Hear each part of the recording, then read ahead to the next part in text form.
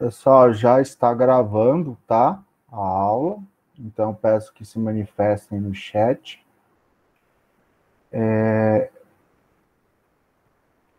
Hoje eu vou falar sobre a epistemologia de Thomas Samuel Kuhn, né? Semana passada, a nossa aula ela foi gravada, né? Então, eu aproveitei o material que eu já tinha sobre final ali do pensamento do Karl Popper e a epistemologia do Lakatos, né, a proposta de projetos de pesquisas científicas, né, do Lakatos. E na nossa semana que vem, na próxima segunda-feira, eu vou abrir a prova para vocês. Aí vocês vão ter de segunda-feira a 0 hora, que vai ser dia 27 de setembro, até dia 2, sábado, 2 de outubro, às 23 horas e 59 minutos, lá pelo sistema Moodle. A avaliação valendo 3 pontos, com 3 questões. Todas as questões vão ser dissertativas, com enunciados objetivos, que começam pedindo para que vocês digam se o enunciado ele é verdadeiro ou falso, né? E pedindo para que vocês fundamentem, tá? Então, essa é a parte objetiva desta prova.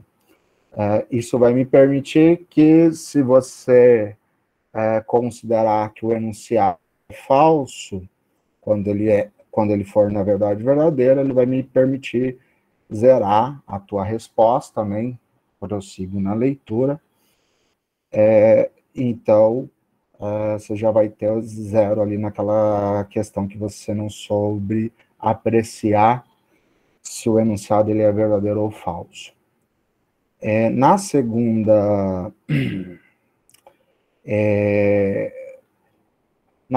parte, o sim vai valer 0,2 ou 0,3, se tiver certo, ou não, no caso. E a fundamentação vai valer 0,7 ou 0,8, dependendo do grau de dificuldade da questão. Mas não se preocupem, vão ser enunciados mais diretos, né? Como, por exemplo, é correto dizer que Karl Popper utiliza-se para demarcar a ciência dos demais saberes do raciocínio indutivo e da metodologia indutiva, sim ou não? Aí você vai me dizer se é sim ou não e justificar. Então vai ser nesse estilo. No nosso encontro da semana que vem, eu vou estar na sala, mas eu não vou trabalhar conteúdo novo. Então, no dia 30 de setembro, eu não vou trabalhar conteúdo, vou estar aqui, né, na verdade, no Meet, para ajudar quem tiver dificuldade de interpretar algum enunciado das questões, tá? Sem, contudo, dar resposta. Então, vocês vão poder abrir a prova quantas vezes vocês quiserem, até as 23 horas e 59 minutos do dia 2. E os 2 critérios para vocês me enviarem a prova, vocês considerarem que finalizaram, e vocês vão encaminhar. O outro critério, que é o automático, é quando der a mudança do calendário ali, do sábado para o domingo, a prova vai ser fechada para vocês, e vocês não vão ter mais condições de abri-la para encaminhar. Então, aí vai ser um envio automático, tá? Se vocês não apertarem o botão enviar antes do dia 2, vocês podem abrir ela no dia 27, abrir no dia 28, abrir no dia 29, abrir no dia 30, abrir no dia 31, e colocar a resposta ou ir alterando a resposta até encontrar ali a que você julga ser correta, até a data limite da postagem, ok? Se, porventura, no dia 2, o Moodle estiver fora do ar, você vai ser uma pessoa mais sensata, vai fazer a resposta também de forma offline, né? Vai ter no seu material, em algum rascunho, você vai me mandar no e-mail no dia 2, se você não fizer isso pelo Moodle, se o Moodle vier a falhar no dia 2, tá? Mas sempre se atentem que o e-mail tem que chegar na minha caixa de correspondência até às 23 horas e 59 minutos e 59 segundos do dia 2, sábado, ok? A Carla perguntou, a prova tem quantas tentativas? Então, é você que vai utilizar ela. Eu não determino quantas tentativas, tá? A partir do momento que você entender que terminou, respondeu, você encaminha. Pode ser antes da nossa aula, do dia 30, ou do nosso encontro do dia 30, ou pode ser somente às 23 horas, 59 minutos e 59 segundos do dia 2 de outubro, tá? Aí você vai poder abrir, tirar um print dos enunciados, trabalhar offline, depois entrar novamente no Moodle, escrever as respostas, né?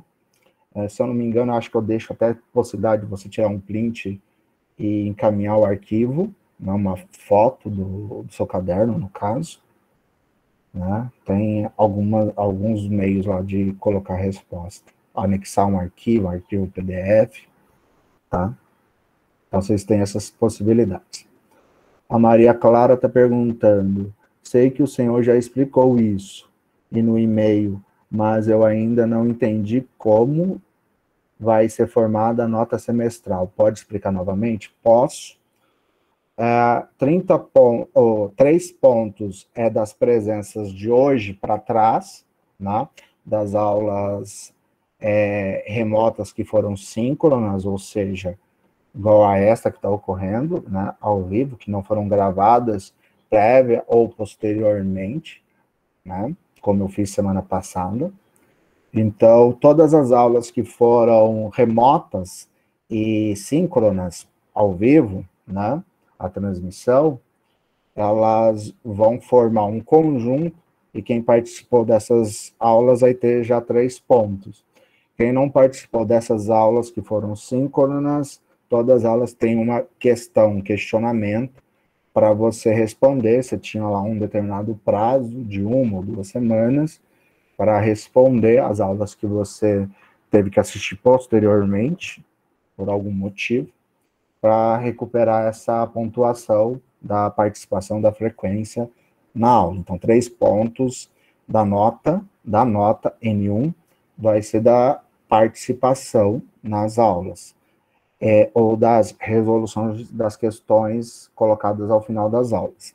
3 pontos será desta prova, que vocês vão fazer semana que vem, e os outros 4 pontos vai ser dos 2 fóruns que vocês estão fazendo ou participando ainda. Tem um que eu estendi o prazo até 30 de setembro, talvez eu vou ter que estender por mais uma semana, porque eu tenho que verificar se mais alguém vai me mandar a primeira resposta, para que eu possa dar o retorno, o feedback, e aí, a partir do momento que vocês façam a tréplica, ou seja, a contra-réplica, ou respondam a minha dúvida, ou o meu comentário, aí fecha para você ali a participação no fórum, né?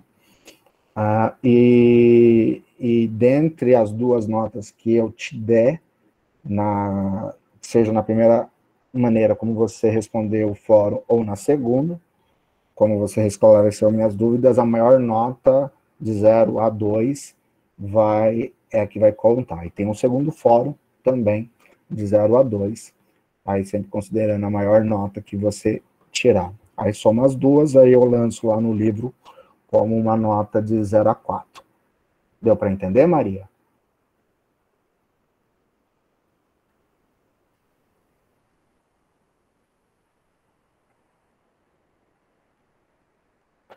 O segundo bimestre, eu coloquei uns avisos lá para vocês. Outubro, a gente vai ter a Semana da Ciência e da Tecnologia. Eu não vou trabalhar conteúdo com vocês. Então, eu não vou trabalhar conteúdo com vocês no dia 30, nem no dia 7, no dia 30 de setembro, nem no dia 7 de outubro.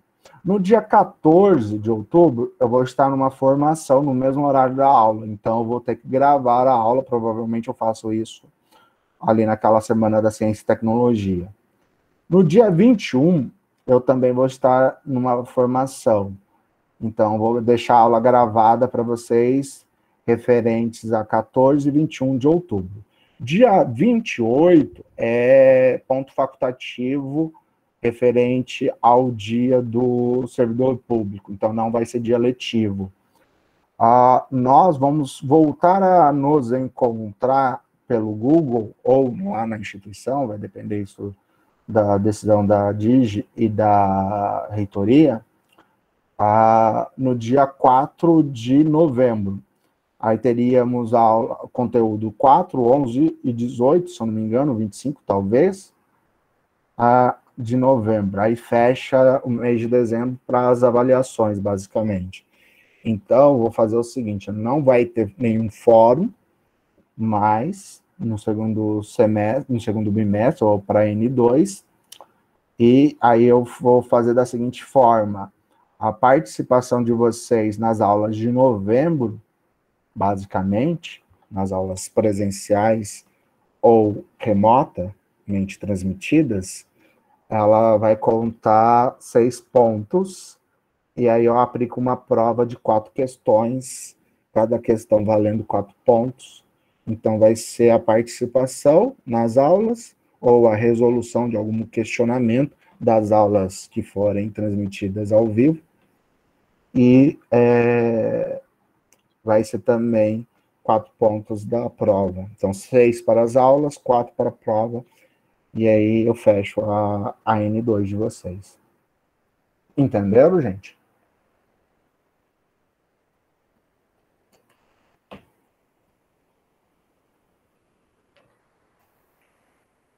Alguma discordância?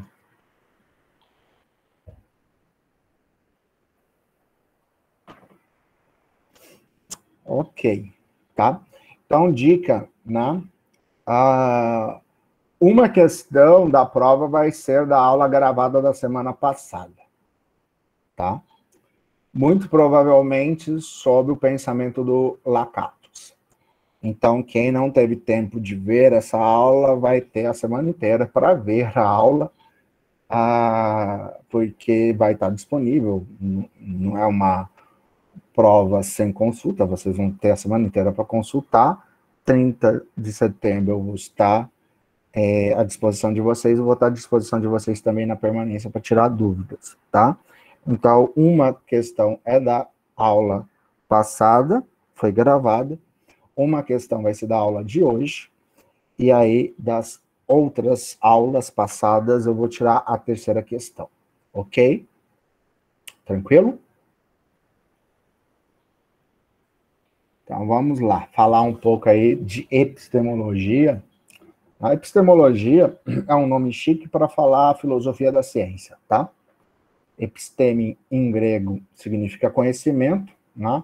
Então, a ciência é vista como uma episteme, um conhecimento, né? E a filosofia seria o estudo do conhecimento, ou seja, o estudo da ciência, né? E não é à toa que os pensadores epistemólogos, né, do século XX, entre eles o Thomas Kuhn, a ciência só é conhecimento da realidade ou daquilo que nós podemos chamar de realidade como um estado de coisas organizados teoricamente a partir do nosso intelecto e da nossa comunicação uns com os outros, tá? Não existe ciência exata, tá? Ciência exata, para esses pensadores aqui, não é necessariamente conhecimento, tá? Seria apenas uma ferramenta. Matemática, lógica, tudo isso é ferramenta, não é ciência. Ok? Thomas Kuhn, além de filósofo, ele era um físico, tá? coincidentemente, os três pensadores que a gente trabalhou, né, o trabalho de Lakatos, o Kuhn e o Popper, eles são físicos, tá? Popper também era matemático, mas matemática não é ciência. Vamos lá. Primeiro um pouquinho de quem é esse sujeito, né? Thomas Samuel Kuhn. O Kuhn, ele viveu praticamente todo o século XX, então os três pensadores que a gente vai trabalhar na avaliação, e trabalhamos até aqui, eles viveram no século XX, tá? Coincidentemente, ele nasceu no mesma época, no mesmo ano do Lakatos, mas ele falece em 1996, né? Então ele viveu um pouco mais do que o Lakatos, que falece na década de 70. Ele era físico e filósofo da ciência. Assim como Lakatos e Karl Popper, também ele é um crítico do positivismo lógico, ou seja, do raciocínio indutivo ou da metodologia indutiva como característica da ciência. A sua obra mais importante foi publicada na década de 1960, 1962, que é a Estrutura da Revolução Científica, tá? E ela provoca um grande abalo sísmico, né? Porque ele vai propor ali que a ciência ela não progride por meio da refutação das hipóteses ou teorias, como pensa Karl Popper, e nem pela troca de um programa de pesquisa por outro, mais promissor, com uma heurística mais positiva, como pensa Lakatos. Ele fala que simplesmente toda a progressão, se é que a gente pode falar em progressão da ciência, se dá pela substituição do centro gravitacional do pensamento humano, né? Ou seja, do paradigma. Então, mudanças de paradigmas que provocam mudanças e as rupturas nas ciências. Então, a ciência ela nunca ocorre de maneira cumulativa, não é uma acumulação de conhecimentos que vai construindo como se fosse um edifício que a gente começa lá com os gregos e vai construindo como se fosse a Torre de Babel até chegar aos céus. Não. É ruptura. Para-se a construção pela metade ou abandona-se a construção e começa a construir uma nova cidade ou um novo edifício, né? Joga fora-se tudo aquilo que estava compreendido no velho paradigma, no paradigma que vai ser abandonado, tá? Se vocês tiverem alguma dúvida, alguma pergunta, vocês façam, tá, gente? Ok? O Thomas Kuhn, ele foi professor, né, basicamente em duas instituições, né, parece que elas têm algum prestígio, que é a Universidade de Princeton e o MIT, né, que é o Instituto de Tecnologia que fica em Boston, né, neste estado aí. Eu nem sei pronunciar, Massachusetts, que deve ser assim. Eu deixei um texto para vocês lerem, tanto do Kuhn, Lakatos e do Popper. Fala, meu querido, quem fez a pergunta? Se eu não me engano, é Massachusetts.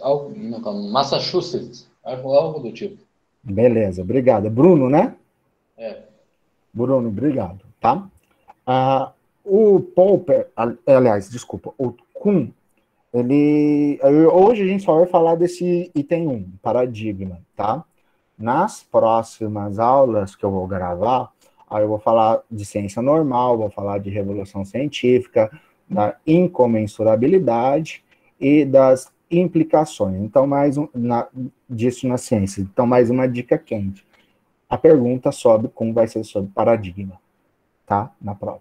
Vou falar de paradigma hoje. Então, a pergunta vai ser só de paradigma, tá? Mas o texto que eu disponibilizei para vocês é um artigo científico, né? Que fala sobre a epistemologia do Kuhn, ela aborda essas 5 tópicos, tá? Então, os outros 4 tópicos eu vou deixar para a parte 2 da aula de Kuhn, ok? Bom, mas vamos lá, né?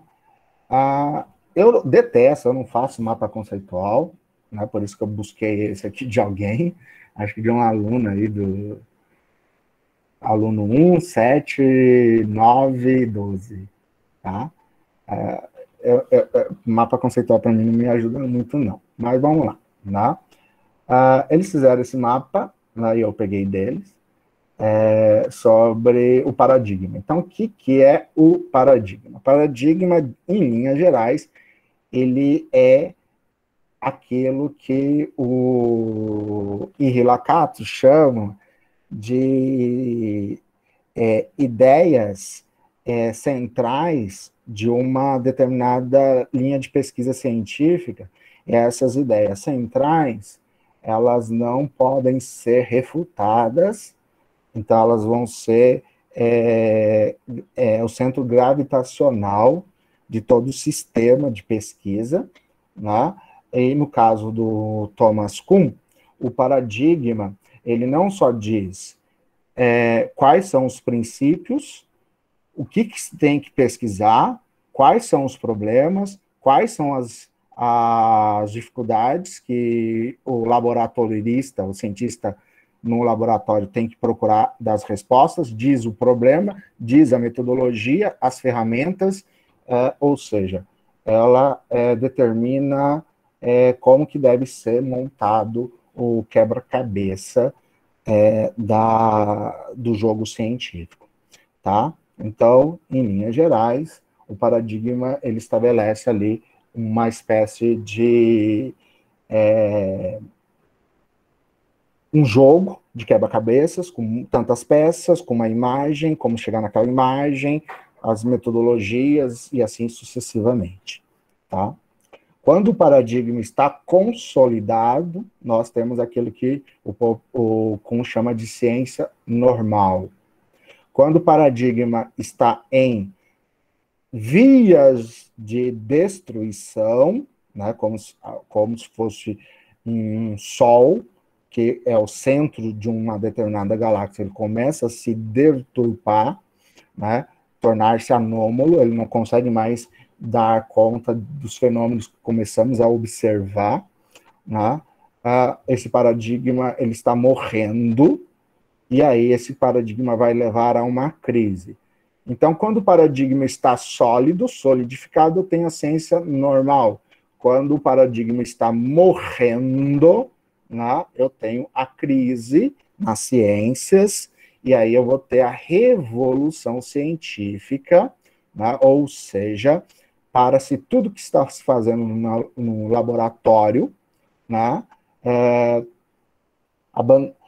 e começa-se a refletir filosoficamente, vamos dizer assim, o cientista levanta a cabeça do buraco em que ele está inserido, que é o laboratório, e começa a repensar valores, conceitos e assim sucessivamente.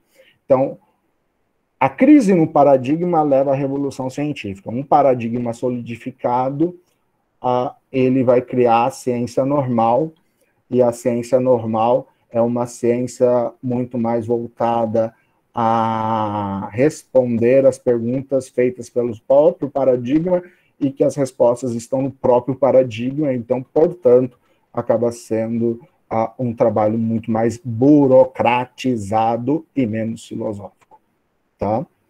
Então, as ciências normais, o paradigma, quando ele se solidifica, ele estabelece quais são os fatos que merecem ser investigados, porque são significativos.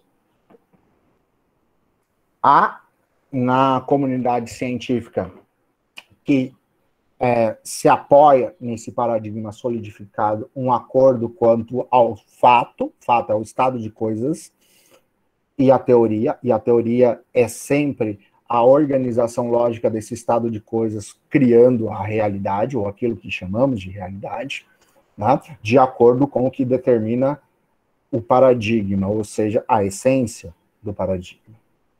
E aí há um ajuste da teoria ou das teorias para que elas estejam coerentes e condizentes com a ideia central, o centro gravitacional, que é o próprio paradigma, com as teorias, com as crenças, com os valores, e assim sucessivamente, tá? Fatos não significativos são considerados fatos anômalos ou anormais, e normalmente esses fatos tendem a não serem estudados de maneira, entre aspas, entre muitas aspas, sérias. E aí, neste momento, para este paradigma consolidado que estabelece uma ciência normatizadora, ou normal também, ela vai chamar esses fatos de anormais, e quem se predispuser a estudar esses fatos anormais, essas anomalias, todo sistema vai ter anomalias, né? Estaria fazendo uma pseudociência, tá? Se você já assistir aquele filme Godzilla vs. Kong, né? Tem lá um pseudocientista, um cientista, né?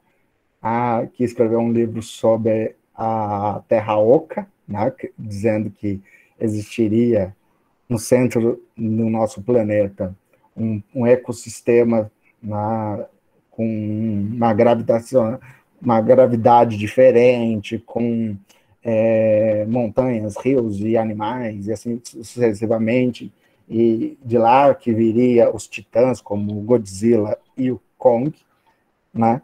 Esse cara, no começo do filme, ele é considerado como um pseudocientista, porque a teoria da Terra Oca seria uma teoria anômala, ou seja, um fato não significativo, que nada diz, que está fora daquilo que é normal de ser investigado na ciência. Então, portanto, ele, como professor ou cientista ou físico lá da universidade, ele publica o livro vira um fracasso de vendas, e ele, como não poderia ser desligado da universidade, arrumou um porãozinho para ele trabalhar embaixo das ciências humanas. Né? Acho que é mais ou menos isso que ele fala, que ele está, né, no limbo, né, embaixo das ciências humanas. Então, toda vez que existir um paradigma consolidado e você for o rebelde, você tem chances de ser considerado pseudocientista, ficar no limbo, ou ser jogado lá para ciências humanas, tá? Que não tem muita relevância. Não há comensurabilidade. Comensurabilidade significa convergência. Não há como unir dois paradigmas, tá? Então, por exemplo, paradigma... Se a gente pega, por exemplo, a questão da história, a filosofia da história, a gente vai verificar que na Idade Média, o paradigma que organizava toda a pesquisa e a busca pelo conhecimento nas universidades era teocêntrico. Tudo tinha a ver, tudo começava com Deus e tinha que terminar com Deus.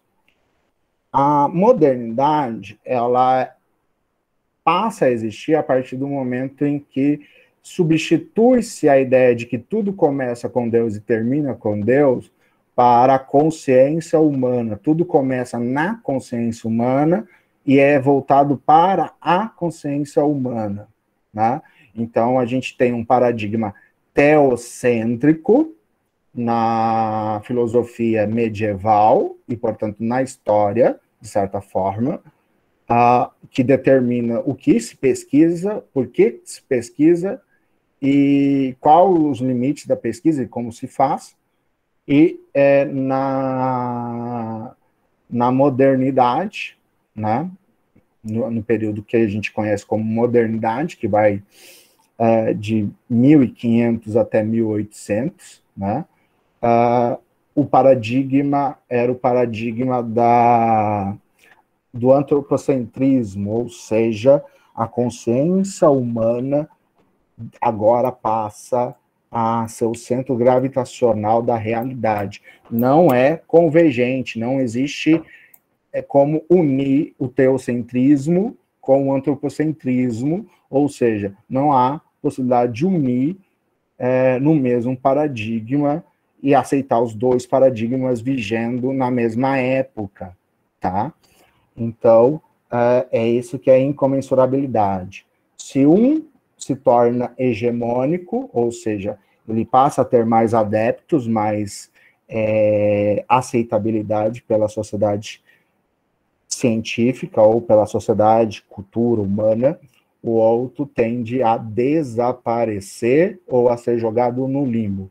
É a mesma coisa que acontece, por exemplo, hoje com quem ainda defende o terraplanismo. A gente caçoa dessas pessoas porque é como se elas não tivessem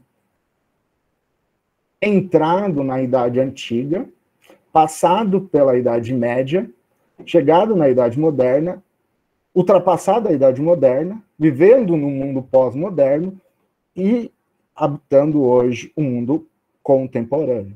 Essas pessoas estão lá na pré-história. Tá? A gente caçou delas exatamente por isso. Porque elas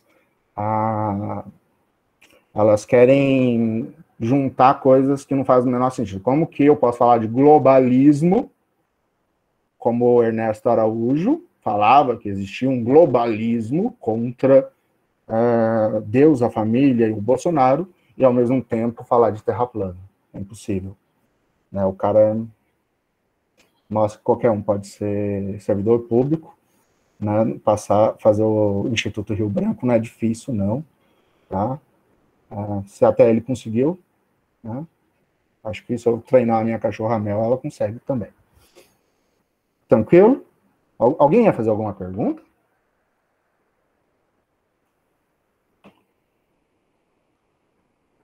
Eu fico pensando assim, não. O Sérgio Moro, juiz, Bia Kicis, promotora, e o Ernesto Araújo, diplomata. Meu, se essas três pessoas conseguiram passar para juiz, diplomata e promotora, com a inteligência que elas demonstram ter, meu, qualquer um passa. É muito fácil.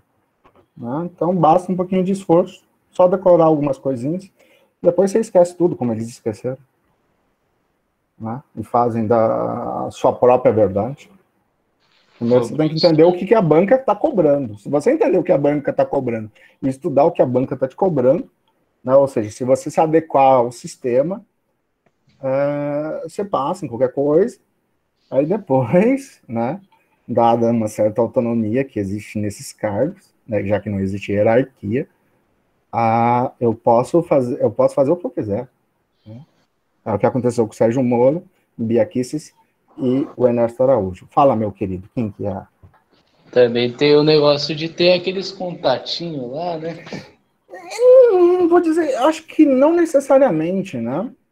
Por exemplo, eu parei, eu estava cansado, parei de estudar para a prova da OAB, né? Só estudei assim um pouquinho, parei, fiquei 2 meses sem estudar, a prova foi adiada várias vezes, acertei lá o mínimo necessário, fui para a segunda fase, acertei 6, e sem pagar concurso, sem estudar, só com algumas informações básicas ali, meio cansado da vida, eu passei na OAB. Então, não sei por que as pessoas falam que é tão difícil passar na prova da OAB. É a coisa mais fácil do mundo. Como também é a coisa mais fácil do mundo passar em concurso público. É só você ter um pouquinho de esforço. Né? Não é tão difícil, não. O difícil, muitas vezes, aí, Bruno, eu vou concordar contigo, é quando o concurso está armado. Né? Isso eu já participei de concursos armados, né? E normalmente acontece isso mais em universidades, e quando você vê lá que fulano foi orientado no mestrado ou no doutorado por algum membro da banca, você já sabe que a vaga é dele. Então não adianta você fazer muito esforço, não, porque no final das contas, eles vão reduzir sua nota didática, eles vão reduzir sua nota de conhecimentos e vão reduzir o seu currículo, e vai valer muito mais ali no final das contas a entrevista que você faz para passar. Né? Normalmente, concurso para professor em universidade ou no próprio instituto, a gente tem entrevista. Eu já fui banca e eu sei disso, que Às vezes a gente joga a nota da pessoa lá embaixo, mesmo sabendo que o currículo dela é bom, mas a gente não, por algum motivo, a gente não foi com a cara da pessoa durante a apresentação didática ou a entrevista. Né? Então, concurso que tem banca para te examinar, aí já aí precisa de você ter um bom relacionamento, sim. Concordo contigo. Mas quando não precisa, que é o caso para juiz, promotor e o Instituto Rio Branco, você corre o risco de ter um Ernesto Araújo formado, né, lá. E depois jogar tudo aquela formação no lixo. Mas tudo bem. Então, observe o seguinte: o paradigma, aqui no mapa conceitual, ele não representa verdade absoluta, tá? Então, no pensamento do Thomas Kuhn, assim como do Karl Popper e do Lakatos, não há verdade absoluta. As ciências, de fato, ciências reais, vamos dizer assim, né, que lidam com aspectos da realidade, elas não lidam com a coisa em si, como já dizia Kant. Então, portanto, se eu não posso lidar com a coisa em si, com a essência, eu não posso ter verdades absolutas. Por isso que, quando eu falo que matemática ou lógica não são ciências, é exatamente porque em matemática e em lógica a gente encontra verdades que são difíceis de descartá-las, né? Então, portanto, elas são absolutas, são essenciais, fundamentais, mas a lógica não existe de fato no mundo, assim como o número 2 também não existe de fato no mundo. São representações humanas, ou formas do ser humano organizar aquilo que nós chamamos de estados de coisa caótico para transformar em realidade. Realidade é sempre algo que faça sentido, tenha significado, possa ser considerado verdadeiro ou falso, com algum tipo de metodologia empírica. Tá? Então, nenhum paradigma vai se conectar a outro, né? Um paradigma vai desmoronando aos poucos e o outro vai ocupando seu lugar, há uma incomensurabilidade, e o paradigma que adotamos hoje não significa que é uma verdade absoluta, significa que simplesmente ele consegue, talvez, explicar melhor certos fatos que eram considerados anômalos ou anormais no paradigma anterior, que fundamentava a ciência normal daquela época, ou daquele momento. Tá? Então, como esses pensadores, todos eles são físicos, eles observam que a física de Newton, a física de Einstein e a física quântica, elas trabalham com paradigmas diferentes, portanto, elas são incomensuráveis. E aí a tentativa da teoria das cordas de unir a física da relatividade geral de Einstein com a física quântica, na verdade, não faz uma união, mas sim cria uma nova física, né? Uma teoria talvez de tudo, mas aí tem um outro paradigma por trás, dando sustentação. Então, imagine um paradigma como um centro gravitacional que vai dizer o que devemos pesquisar, como devemos pesquisar, quais são as respostas aceitáveis, quais são as metodologias aceitáveis e quais resultados vamos chegar. Tá? Então, basicamente, é como montar um quebra-cabeça, né? Mas muitas vezes você não tem a foto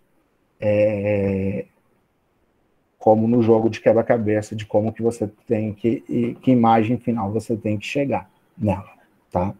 Essa foto ela é uma construção teórico-mental, por isso que, para esses pensadores, tudo que chamamos de realidade é teoria, e não teoria no sentido, cada um tem a sua própria realidade. Não. Isso é subjetividade, subjetividade não existe para esses caras.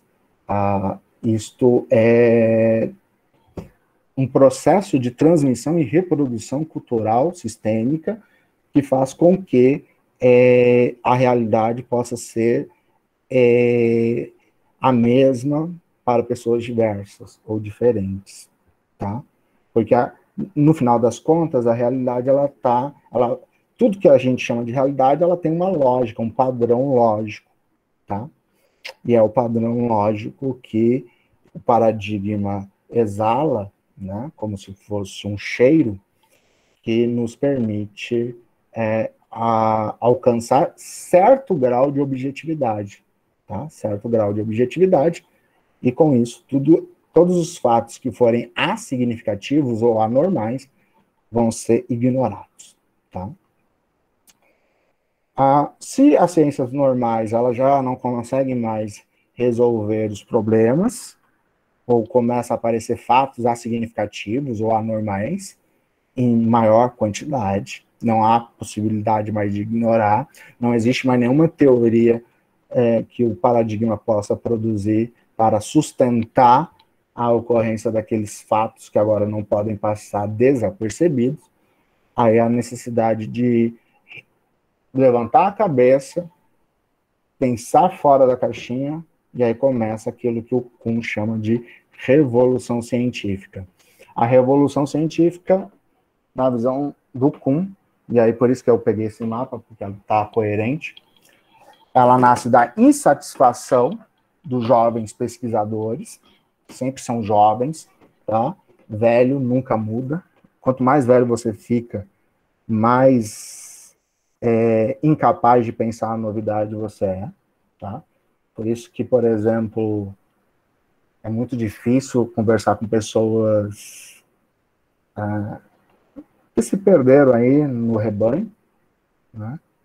Então, a insatisfação é algo da juventude, da adolescência, na pesquisa, começa na graduação, tá? Ou, no caso de vocês, no ensino médio, talvez. Ocorre um processo de persuasão, ou seja, de convencimento de outros, porque para você fazer uma revolução não tem como você fazer sozinho, né?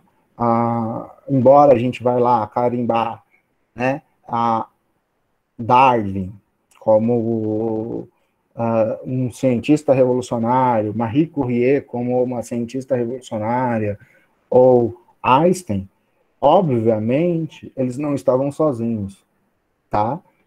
Tem uma série de outros tantos que, em menor ou maior grau, vão se convencendo e vão começar a produzir essas pesquisas que, a princípio, vão ser rejeitadas como pseudocientíficas, né? Mas há um processo todo de persuasão, né, de convencimento, né, de mudança, e esta mudança vai encontrar resistência dos reacionários, que são cientistas ligados ao paradigma que está começando a ruir, mas ainda não ruiu. E aí, quando o número de pessoas da comunidade, de determinada comunidade científica, está mais adepta às novas ideias, ou às novas perspectivas, ao novo paradigma, aí começa-se a ruptura com o paradigma anterior, a alternância entre os paradigmas, e aí ocorre o progresso da ciência, certo? Muitas vezes o paradigma morre quando morre o último que ainda o defendia. Tem uma música do Engenheiros do Havaí, que acho que é Surfando Karmas e DNA, que ela fala o seguinte: nada consegue sustentar uma ideia cujo tempo tenha passado. E nada consegue segurar uma ideia cujo tempo tenha chegado. De certa forma, fazendo uma analogia aqui, o paradigma que vai estar em descrédito, que é o que forneceu subsídios para uma ciência normal, né, aquela que o cara fazia burocraticamente todos os dias, ao longo de toda a sua vida, que aprendeu desde cedo educação científica, né? Essa ideia ela vai chegar a um tempo em que ela vai desaparecer quase que naturalmente, porque nada vai fazer com que eu consiga sustentar uma ideia que o tempo já tenha passado, ou seja, uma ideia já morta, um paradigma morto, uma estrela que não é mais estrela, que não produz mais luz. E aí, essa ideia, cujo tempo tenha chegado, é esse novo paradigma, esse novo sol, esse novo centro de gravitacional, que vai permitir repensar tudo aquilo que nós achávamos que sabia sobre o mundo, né? Ou sobre as coisas no mundo. Então, o paradigma ele muda a nossa percepção da realidade. Tá? Só que, obviamente, né, como eu falei, por exemplo, o paradigma teocêntrico, ele durou 1000 anos. O paradigma antropocêntrico durou 400. Tá? Então, o próximo paradigma, que é o linguístico, o linguístico pragmático, na filosofia, por exemplo, ele pode durar 200 anos ou 300. Ele ainda não está totalmente consolidado. Eu ainda tenho ainda arestas para serem ajeitadas, tá? Então, tipo, a perspectiva do Kuhn é tão ampla, porque ela mexe com todas as formas de pensar, não só na ciência, mas na filosofia, na história, né, na economia, no sistema político, essa ideia de que cada tempo histórico, ou cada momento histórico, que não é necessariamente um século, pode ser menos ou mais, ela vai ser marcada por um centro gravitacional diferente, um paradigma diferente. Alguma pergunta? Não? Beleza. Vamos começar a entender um pouco melhor. Eu falei que o livro foi lançado na década de 60, né? O livro sobre a revolução as revoluções científicas, que é o mais importante, do Thomas Kuhn. Quando ele foi lançado, ainda se havia muito hábito de fazer a divulgação, né, para a comunidade acadêmica, viajar ao mundo e apresentar suas teorias, suas descobertas, né?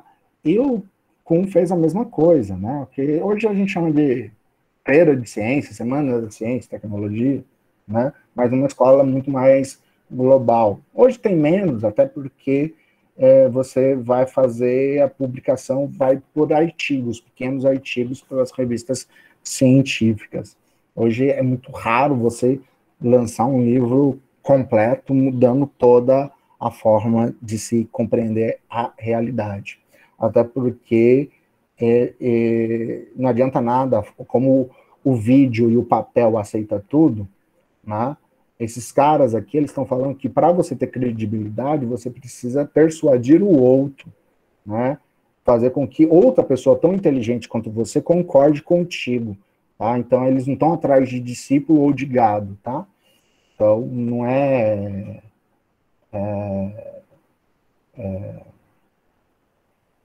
eles não precisam da aprovação do gado, não. Eles precisam da aprovação de outros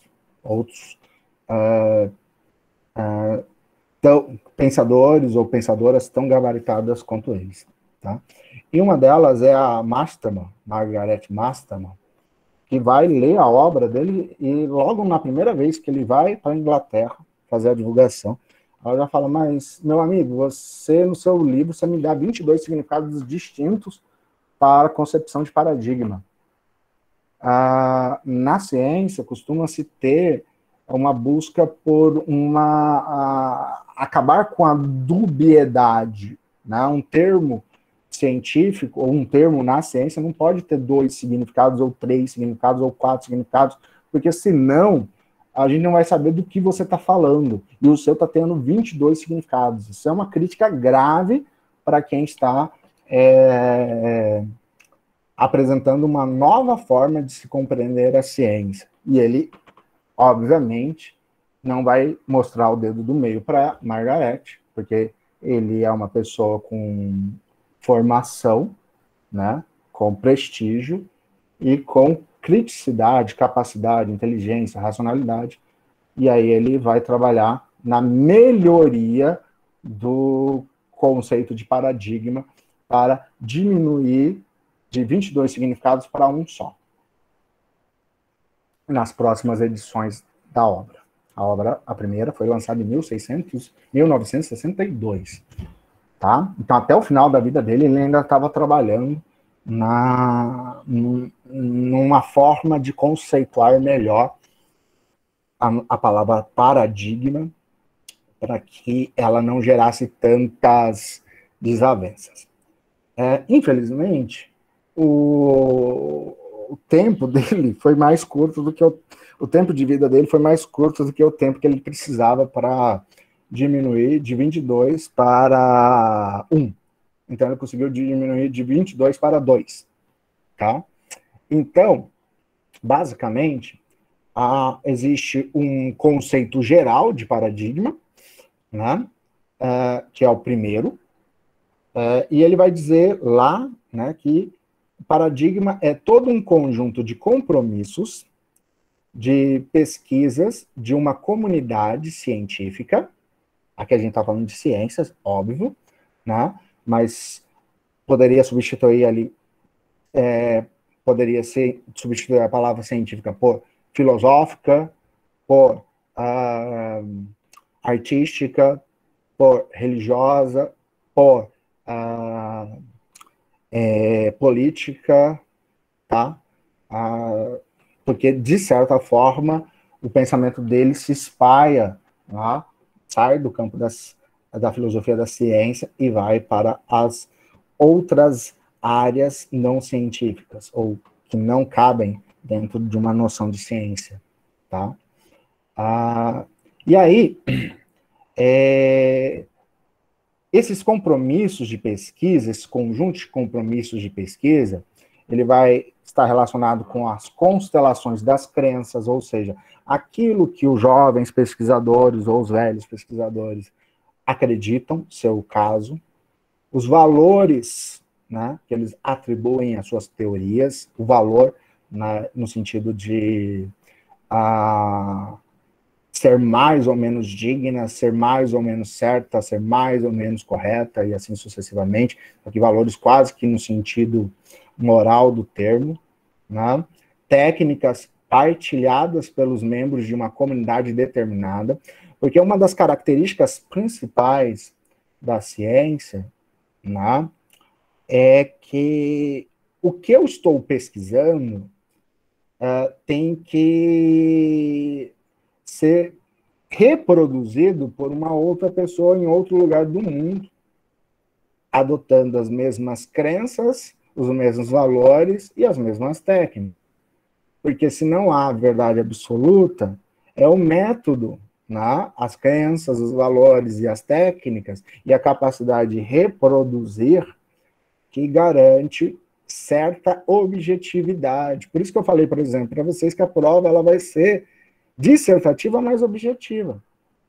Objetiva porque eu vou dar um enunciado que ele vai ser verdadeiro ou falso para vocês. Né? E ele vai ser verdadeiro ou falso com base, obviamente, nas aulas, nos artigos, nos textos, no pensamento dos autores, dos filósofos ou filósofas que vão cair nesta nossa avaliação. Então, a objetividade aqui está de acordo com o que foi pensado, defendido por tais ou quais pensadores. Tá? É eles o nosso critério de veracidade. Tá? As aulas, o material que eu disponibilizei para vocês, é o artigo deles, é os livros deles. Né? Se vocês encontrarem algum maluco aí que tem uma visão heterodoxa desses pensadores, não utilizem. Tá? Não utilizem.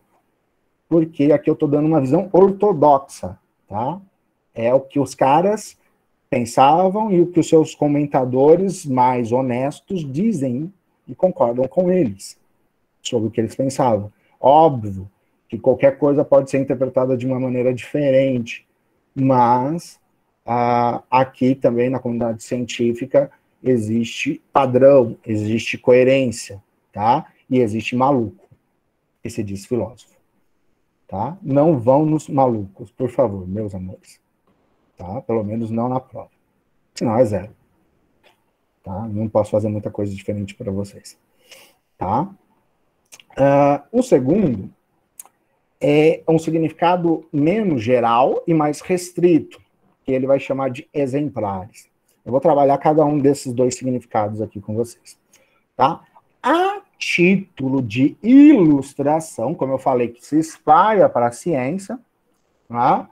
Eu posso compreender o nazismo dentro da política e da organização do Estado, porque não só interfere na forma de viver, não só interfere no que tem que ser ensinado, não só interfere no como tem que ser pesquisado, como que as pessoas vão trabalhar, quem são ou não são pessoas.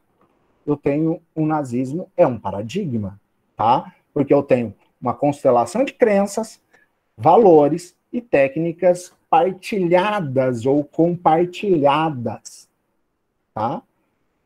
Por essas pessoas. Qual é o centro gravitacional do nazismo? Mein Kampf, ou Minha Luta, livro do Adolf Hitler, tá? Se você quer entender nazismo, você tem que ler o Mein Kampf, Minha Luta, tá? Porque ele é o centro, ele é a constelação das crenças, tá? E essa constelação das crenças, elas vai se espalhar nos valores que vão estar na propaganda nazista, né? Onde mostra, por exemplo, ali, um autêntico ariano, sustentando, de um lado, duas subespécies humanas, uma que são os não arianos, porque são negros, né? E estão mais próximos a macacos, se vocês olharem bem a imagem, os judeus, que também não são humanos. Então, não existe um nazismo que não seja racista. Ele é racista. Né? Não existe um nazismo que não seja antissemita. Ele é antissemita. Então, não faz o menor sentido, por exemplo, você defender ideias nazistas e fazer acordos internacionais com o Estado de Israel, que é um Estado judaico, certo? É incompatível, tá? Então, né, se você for nazista, obviamente você tem que ser coerente. Para você ser coerente, você tem que ser antissemita e defender uma política racialista, defender que existem subespécies humanas. Parecem humanos, mas não são. E aí uma frase nazista, que está em alemão, né? Em alemão quer dizer aber macht frei, que quer dizer o trabalho liberta. Ok? Está no campo de concentração, que é patrimônio histórico da humanidade, de Auschwitz, que fica na Polônia, tá? O trabalho liberta, ok? Obviamente, isso daí não é uma frase para os judeus. Isso é uma frase para os germânicos ou arianos, ok? Tá? O trabalho liberta. Por quê? Lá no campo de concentração, os não arianos não trabalhavam, eles eram escravizados. Então, na escravidão não existe trabalho. É simples assim. Tá? Porque escravo é igual um animal, né? De certa forma. Né? Não vai encontrar liberdade exercendo qualquer tipo de atividade, tá? Trabalho é uma coisa humana. E aí, uma frase de um médico anti-aborto, né?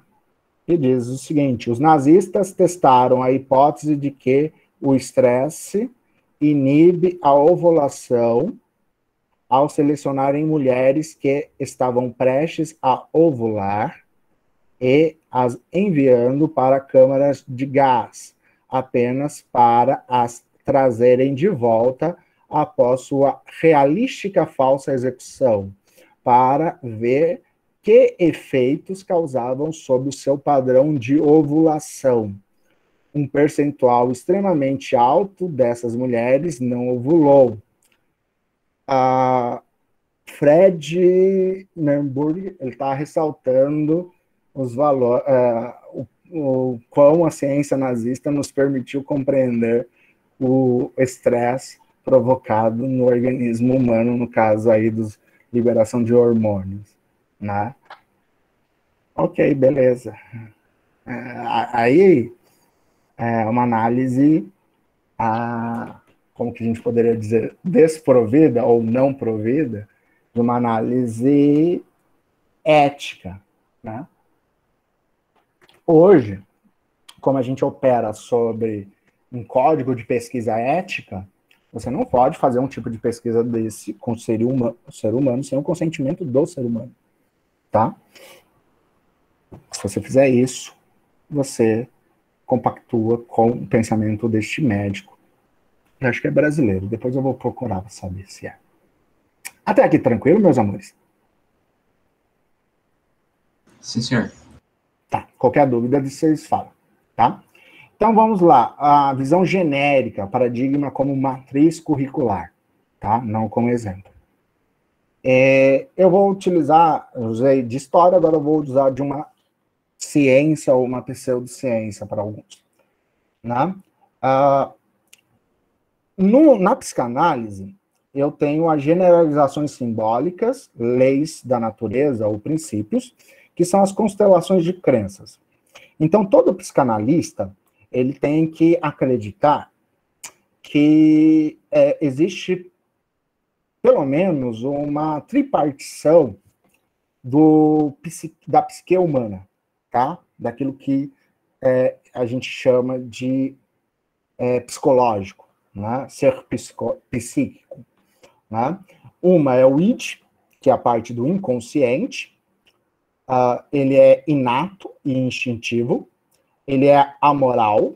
Amoral significa que ele não tem consciência de certo e errado. É uma atividade unicamente inconsciente, tá? Ou seja, uma manifestação instintiva nossa, ela não é consciente, tá? Então, os tiques que nós temos, a modo de falar, repetição de algumas palavras, né? Ou modo de agir, algumas vezes ele é inconsciente, tá? Outras pessoas podem perceber, normalmente nós não percebemos. E ele é a fonte do prazer, tá? É a fonte do prazer. O ego é a parte que Freud chama de consciente, né? Do eu, propriamente dito. Professor, né? Sim, senhor. Como assim a fonte do prazer? É porque é o seguinte, né? O Freud, como ele está reformulando, porque esse aqui é o final da teoria da psicanálise, né? Primeiro ele imaginou o ser humano cindido em duas, né? Inconsciente e consciente. Depois ele vai compreender a existência de um superego. A fonte do prazer pelo seguinte,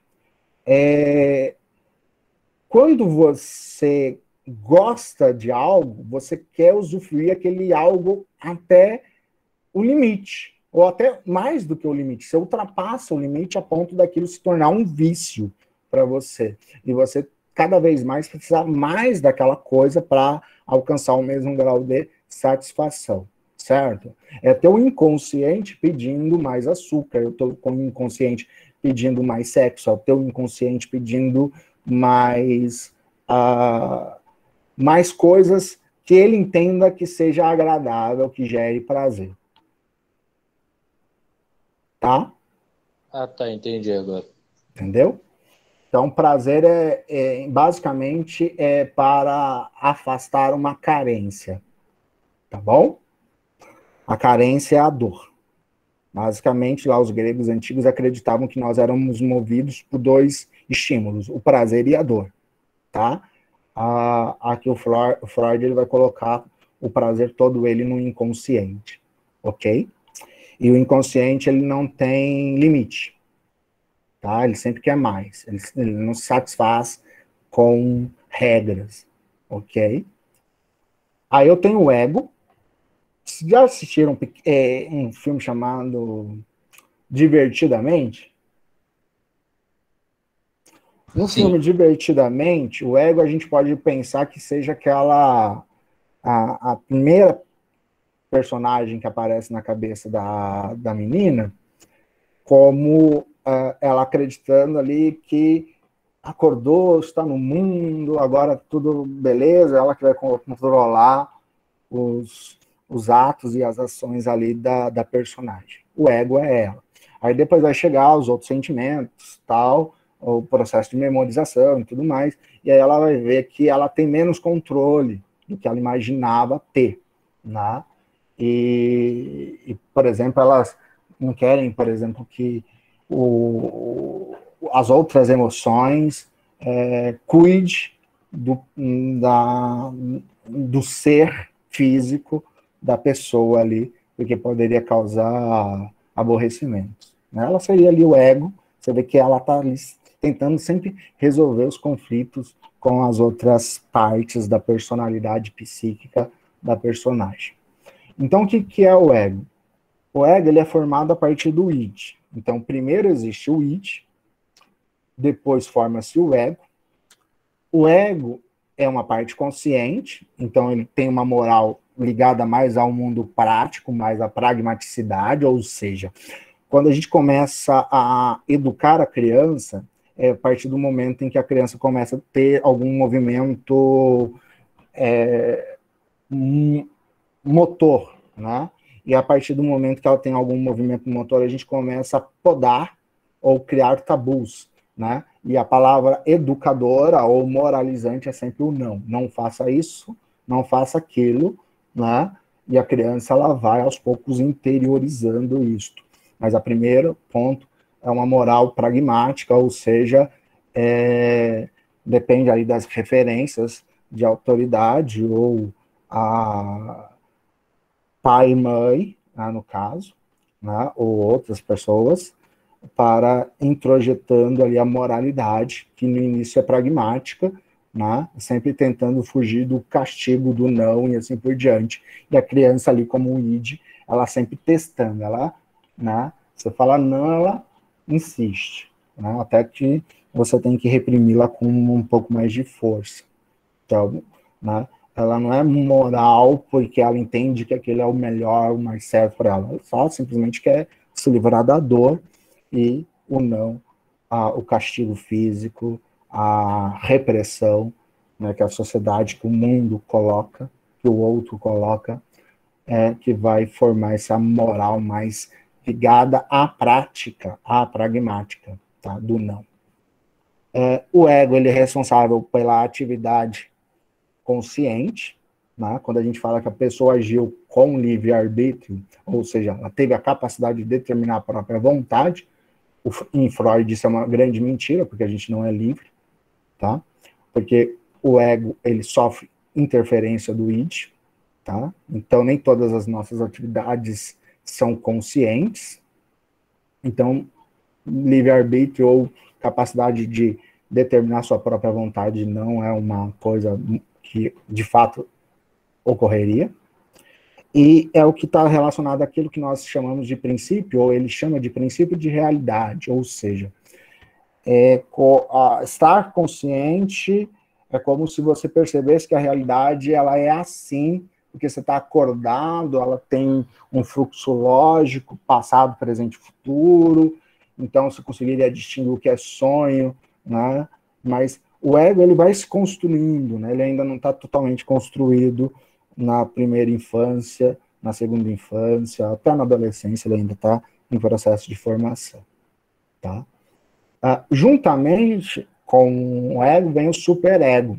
O superego é uma introjeção, ou seja, a intromissão da cultura na qual você nasceu e que lhe é transmitida pelos seus pais e pela sociedade na qual você vai viver, formando uma tentativa de reprimir os instintos mais básicos que vêm do id, e fazendo com que o ego possa um dia, talvez, dizer, id, eu não posso fazer isso. Meu inconsciente, eu desejo, mas não posso. Né? Existe um limite. Né? Então, existe essa formação do superego a partir do ego, ou seja, a partir do momento que eu recebo o meu primeiro não, né? Meu primeiro limite, o meu primeiro tabu. Aí vai formar na psique da pessoa uma hipermoral, ou seja, como se fosse uma força repressora, que aí pode gerar o recalque. Né? Recalque é um sentimento de ressentimento, muitas vezes direcionado a outra pessoa, porque ela tem o que eu não tenho. Isso é o recalque. Tá? E ela tem o que eu não tenho exatamente porque a minha hipermoral ela me proíbe de ter aquilo que ela tem, mas o meu id quer ter o que ela tem e meu ego fica sofrendo e aí ele fica ressentido, recalcado, tá? Isso é sofrimento. Essa hipermoral ela vai ser responsabilidade, ela vai estar no mundo do inconsciente, tá? Eu não tenho consciência de que os meus pensamentos não são meus, mas sim dos meus pais, dos meus antepassados, das pessoas que me afetaram de alguma maneira. É como se, por exemplo, eu achasse que ao entrar numa rodovia, né, vindo de uma via secundária, eu estou entrando ali porque eu calculei que o outro carro está numa velocidade diferente, ou uma velocidade não tão alta, então dá tempo de eu entrar sem causar um acidente. Eu não tenho consciência de que o meu ato de sair da via secundária para entrar na rodovia, vai provocar no motorista que me viu, que me enxergou, uma reação de diminuir a sua própria velocidade. Eu estou achando que eu estou abafando, estou entrando na velocidade certa, o cara nunca me alcançaria. Mas eu afetei a maneira de dirigir do outro, mas eu não tenho consciência disso. Tá? Então, seria desta forma que vai estar presente o superego. A gente não tem consciência dele, mas ele está lá. Ok? E ele vai ser o princípio do dever. Tá? Imaginem uma figura assim, tá lá você, de um lado tá o diabinho, que é o seu id, o seu inconsciente, falando faz, eu quero. E do outro lado tá o anjinho, que é o superego, falando não, imagina o que os outros vão pensar, vão dizer. Tá? Então essa aqui seria a crença básica, a lei principal de quem vai trabalhar com psicanálise. Ele tem que adotar um ser psíquico triádico, né, dividido em 3, onde o ego é a parte sofredora. Tá? E aí, obviamente, se o ego tem um superego fraco, ele vai desenvolver um comportamento psicótico. Se ele tem um superego forte, capaz de aprisionar o inconsciente, ou o id, ele vai desenvolver um comportamento neurótico.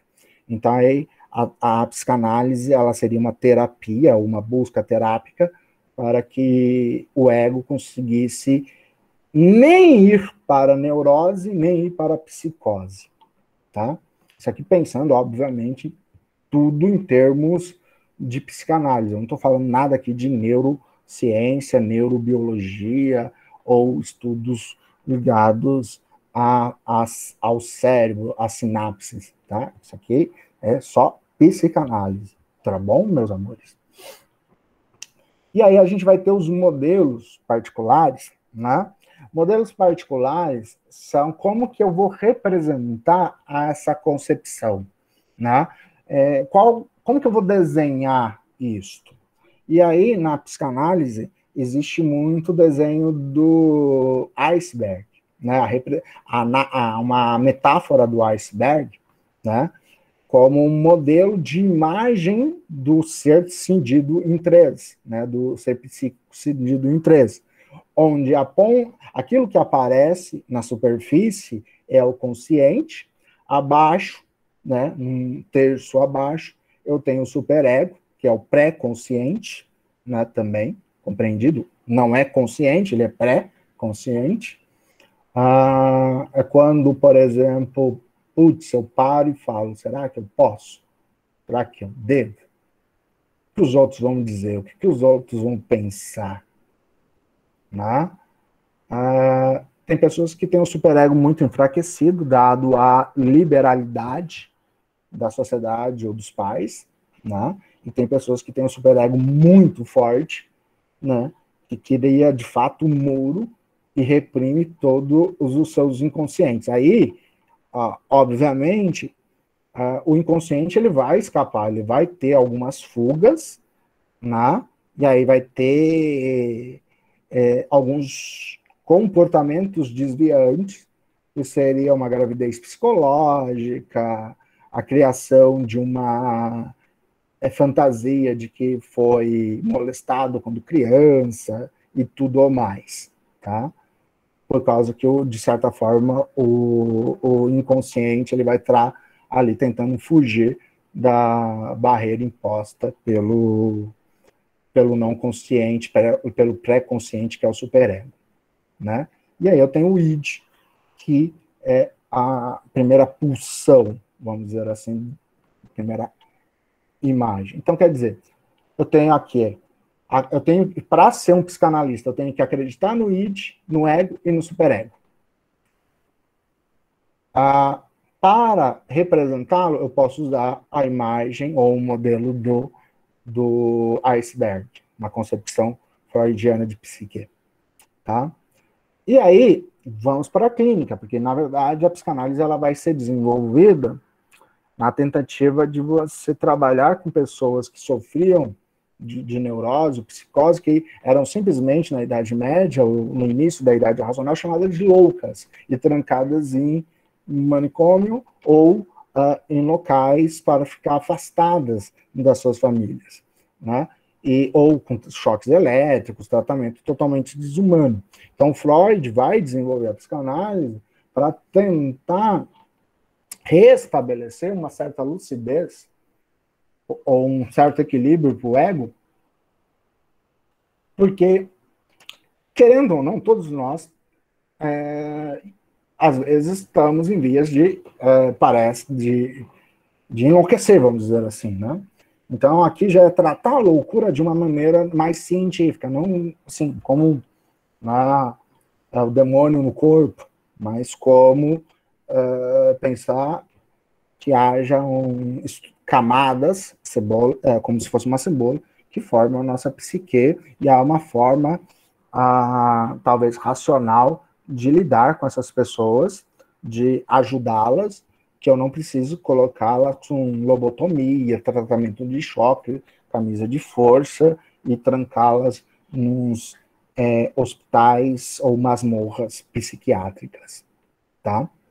Então, aqui, obviamente, a psicanálise ela vai se contrapor a uma psiquiatria medicamentosa, tá? Que acredita que tomando esse ou aquele remédio você resolve seus problemas. Aqui não, o processo é mais dialógico, vamos dizer assim. Buscar te tratar por meio de entender os seus traumas e fazer você consciente daquilo que está abaixo da superfície, né? Que está ali no superego ou no id, tá? Para tentar dar algum equilíbrio. Então aí eu vou ter os valores compartilhados, né? E os critérios de julgamento. Predições quantitativas são melhores que as qualitativas, por exemplo, na estatística, né, numa ciência estatística. Numa ciência como a psicanálise, ou se eu adotar a psicanálise como uma ciência, predições qualitativas são superiores às quantitativas. Então, não interessa o número de tantas pessoas que foram salvas da Covid. Me interessa saber quantas pessoas se recuperaram plenamente da Covid, a qualidade, como que elas saíram, né? Então, eu vou focar mais em estudos de casos do que em estudos de massa, tá? A psicanálise não faz estudo de massa, não existe metodologia psicanalítica para estudar multidões, tá? Então, é sempre um processo mais individualizado, né? Não dá nem para falar de fazer uma psicanálise, uma terapia de casal psicanalítica, porque só a presença do outro elemento do casal já poderia travar o ego, né? E o ego não conseguir, né, trazer à tona todas as emoções que estão ali represadas no inconsciente. Tá? Então, é sempre um processo aqui de tratamento individualizado, não dá para falar de uma psicanálise coletiva, tá? A terapia de casal não vai funcionar, a psicanálise talvez não funcione, uma terapia de casal, pegando essas perspectivas aqui. E, basicamente, você vai ter duas estruturas, ou as mais importantes, as estruturas clínicas, né? Os diagnósticos, vamos dizer assim, que é identificar seu paciente, ou a pessoa que vem até o seu consultório, se você é um psicanalista, se ela é neurótica ou psicótica, tá? A perversão, ela está ligada mais à psicose do que à neurose. Perversão é um certo sadismo, né?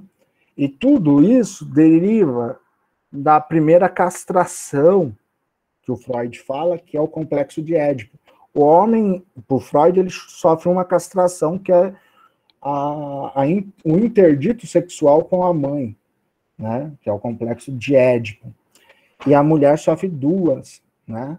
A primeira é o interdito edipiano, né? Quando a figura masculina ela tenta romper o laço entre criança e mãe, no processo de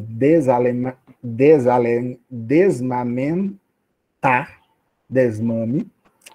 E o segundo processo é o processo de...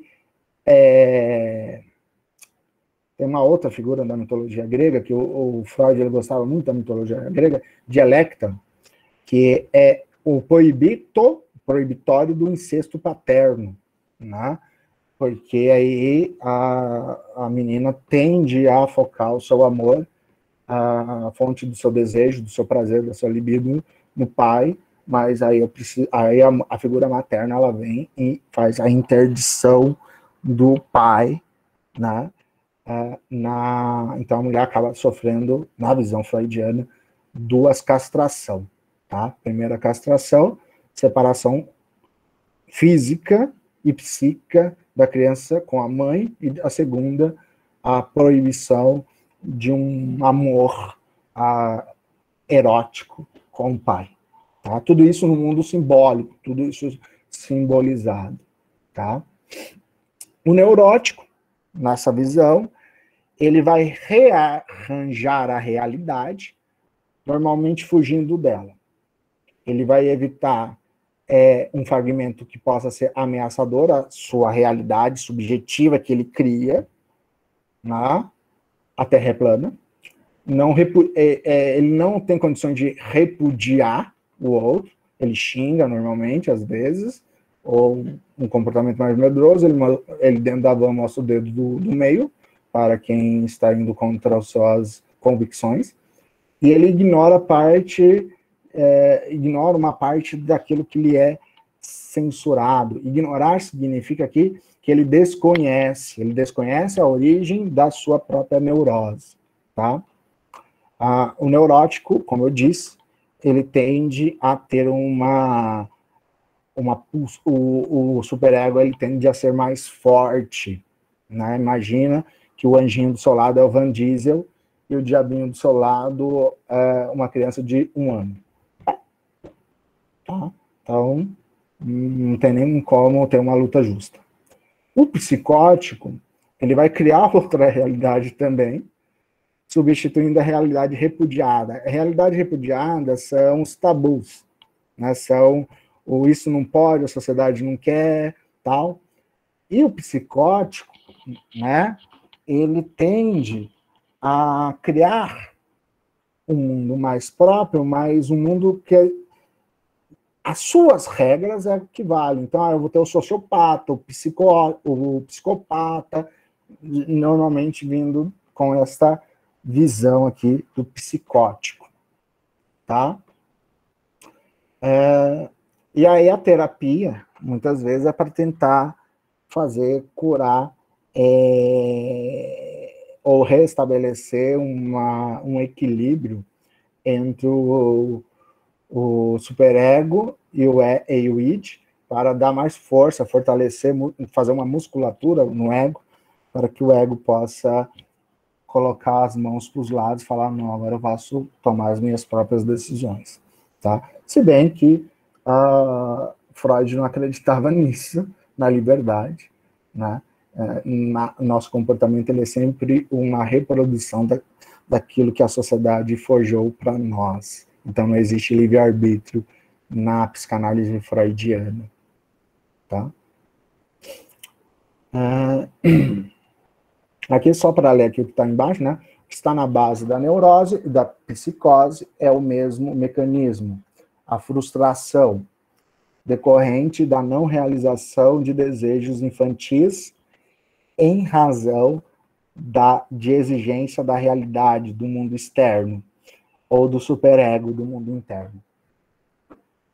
Então, de modo geral, neurótico e psicótico, eles não amadureceram, eles não se desenvolveram como seres humanos, como a gente esperava, né? Numa perspectiva talvez kantiana, de pessoas esclarecidas e coisa e tal, né? E essas pessoas, às vezes, nem elas mesmas sabem que precisam de tratamento e que existe talvez um tratamento não invasivo. Eu não preciso fazer uma lobotomia ou dar tratamento de choque para, entre aspas, diminuir a neurose e a psicose, nem preciso de adotar medicações psicotrópicas que vão interferir no seu cognitivo, na sua capacidade de pensar, raciocinar e assim por diante. Tá? Vocês entenderam aqui, meus anjos? Sim, senhor. Faltou essa parte dos exemplares, eu vou deixar para quando a gente retornar com as aulas de conteúdo. Então, dica, eu vou cobrar só o paradigma geral, matriz curricular, tá bom? O exemplar vocês nem precisam dar uma olhada, tá? Tá no texto também, tem outras explicações lá, de outras formas, de outras ciências, tá? Eu usei a psicanálise, eu usei a ciência política, mas tem outras formas, tá bom? Muito obrigado pela presença de vocês, agora eu vou gravar a pergunta, vocês estão liberados, tá, meus amores?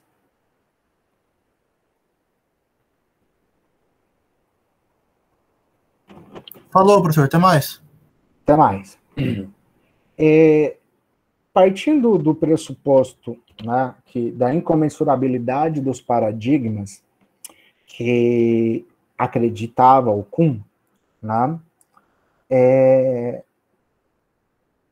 me responda se, de fato, né, dois paradigmas, por exemplo, como o antropocêntrico e o teocêntrico, não podem ser compartilhados, né, unificados e criar um paradigma melhorado, sem precisar necessariamente romper com o antropocentrismo ou com o teocentrismo, para que eu possa reorganizar aquilo que nós vamos chamar de realidade ou construção da realidade.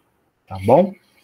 Lembrem-se que o paradigma, na visão do Kuhn, ele sempre vai criar ou nos manifestar ou mostrar uma realidade diferente. Por isso que existiria incomensurabilidade. Então, minha pergunta é regra que dois paradigmas não podem se conectarem, conversarem entre si, eles são sempre incomensuráveis, ou seja, como óleo e água, onde um está presente, o outro tem que estar ausente, é isto? Você concorda com isto? Ou Thomas Kuhn está errado, e se ele estiver errado, ou se você concorda com ele, eu quero também saber o motivo, ok? Até nosso próximo encontro com conteúdo, que vai ser depois da Semana de Ciência e Tecnologia. Muito obrigado, até mais.